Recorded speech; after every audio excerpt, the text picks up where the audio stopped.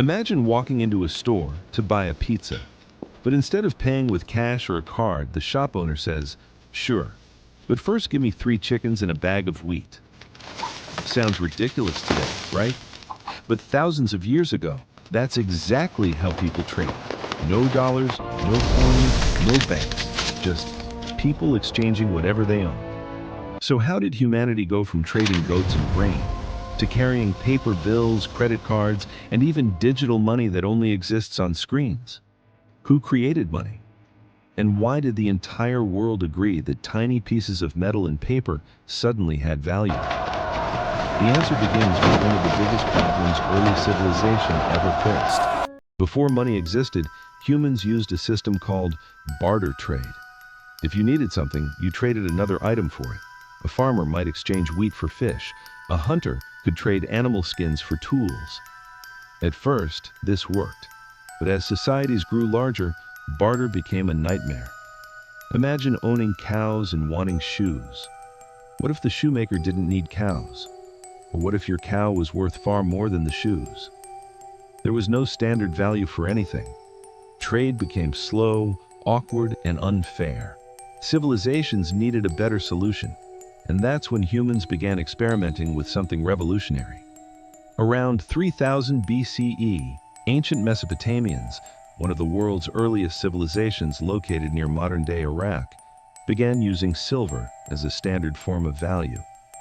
People still traded goods, but silver helped measure worth more fairly. This was one of the earliest steps toward real money. But actual coins appeared much later. Around 600 BCE, the ancient kingdom of Lydia, located in modern-day Turkey, created what many historians consider the world's first official coins.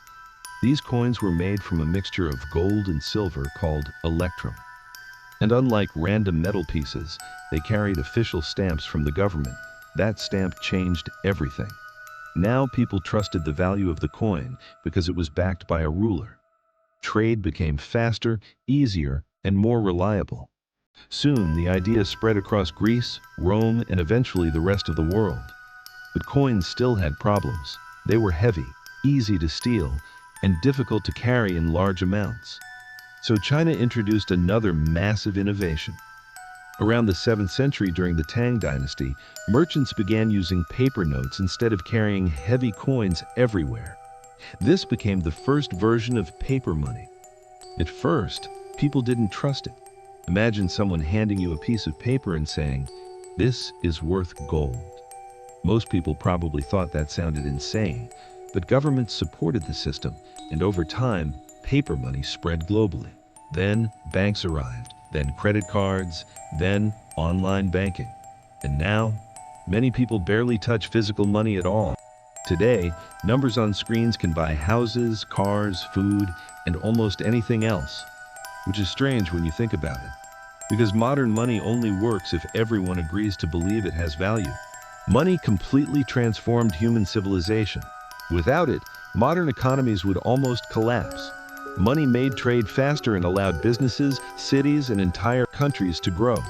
It also allowed people to save wealth instead of carrying around animals or bags of grain.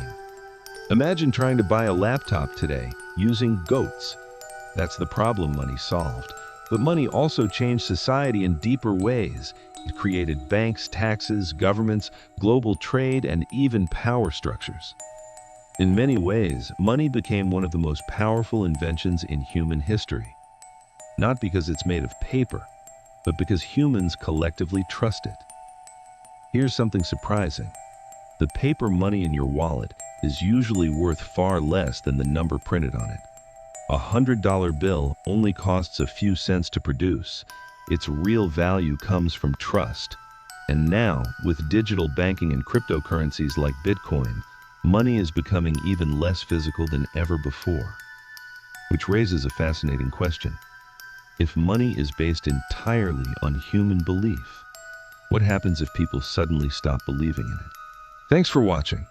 If you enjoyed this video, don't forget to like, subscribe to the channel, and turn on notifications so you never miss our next video.